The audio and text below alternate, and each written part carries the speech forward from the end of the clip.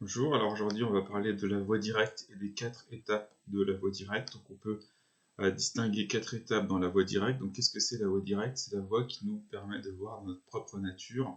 C'est le chemin de la vision. Et ça s'appelle direct parce qu'on ne passe pas par une phase de purification, par une phase de transformation du mental, par une phase de préparation, que ce soit des préparations ascétiques, des préparations méditatives, des préparations morales ou ritualistiques.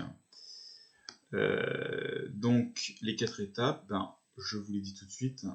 Première étape, réaliser la nature de la conscience en se détournant des pensées, c'est-à-dire fermer les yeux, tourner la flèche de l'attention vers l'intérieur et voir notre vraie nature immobile, de la nature de la conscience qui s'auto-éclaire, qui se connaît elle-même, cela dans un processus méditatif.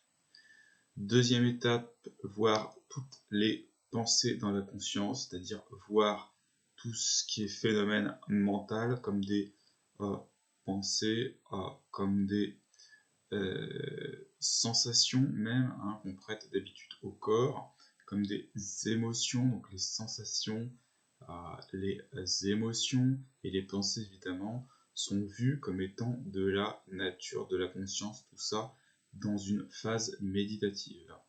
Troisième phase, voir tout ce qui est censé être à l'extérieur, tout ce qui nous vient des sens, des 5 sens, tout ce qui nous vient des perceptions, des objets physiques.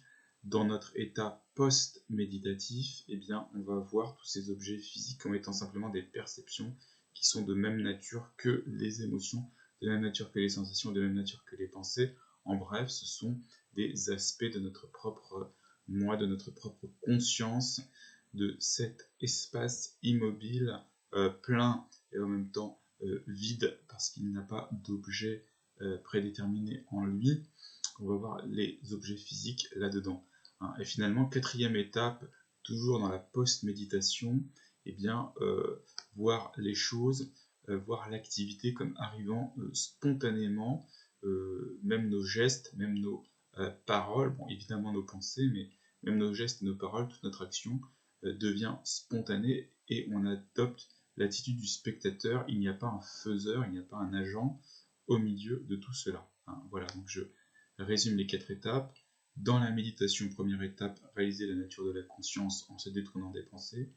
Deuxième étape, voir les pensées et les sensations dans la conscience, toujours dans une phase de méditation. Troisième étape, post-méditation, voir les objets physiques qui sont objets de perception dans la conscience, étape post-méditative. Puis finalement, voir le monde, l'interaction avec autrui et avec les choses, voir nos actions comme spontanées, automatiques, contrôlées par personne faisant partie du monde. Voilà.